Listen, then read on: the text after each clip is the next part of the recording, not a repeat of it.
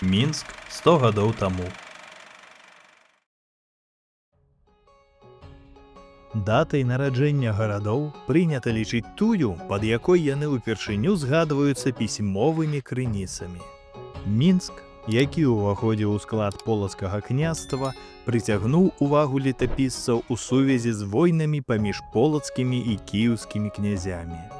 У 1067 годзе вялікі князь кіеўскі Ізяслаў Яраслававіч разам са сваімі братамі захапіў Мінск, а ўсіх яго насельнікаў выразаў у знак помсты за набегі полацкага князя Усяслава Чарадзея на Пскоў і Новгарад. Са смуткам апісвае гэтыя падзеі аўтар слова аб палку Ігаравым. На Неміге снапы сцелют из голов, молотят цепами булатными, на току жизнь кладут, веют душу от тела. Немиги кровавые берега недобрым посевом были засеяны. Але не спрабуйте знайсці легендарную Немігу. Яна знікла.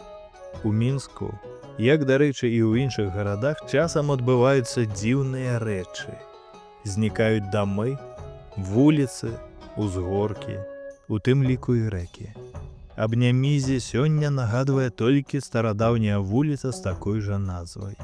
У 19 стагоддзі рака мела даўжыню каля 5 кіламетраў. Як жа яна магла знікнуць?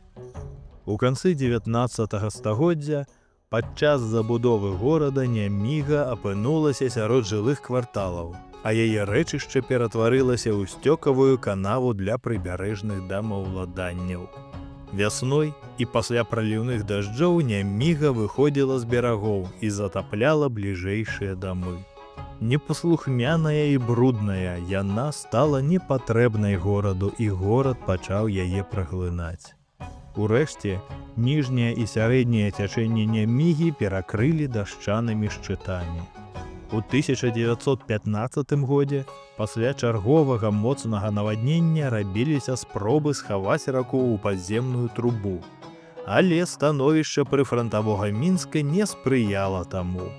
Нарэшце, у 1927-28 годах частка Немігі даўжынёй каля 320 метраў была змешчана ў закрыты калектар, а ў пачатку 1960-х гадоў і рэшта рачнога цячэння апынулася ў трубах пад зямлёй.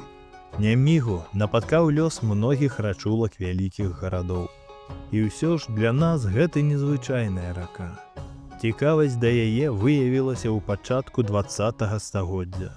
У той час мясцовая інтэлігенцыя захаплялася даўніной.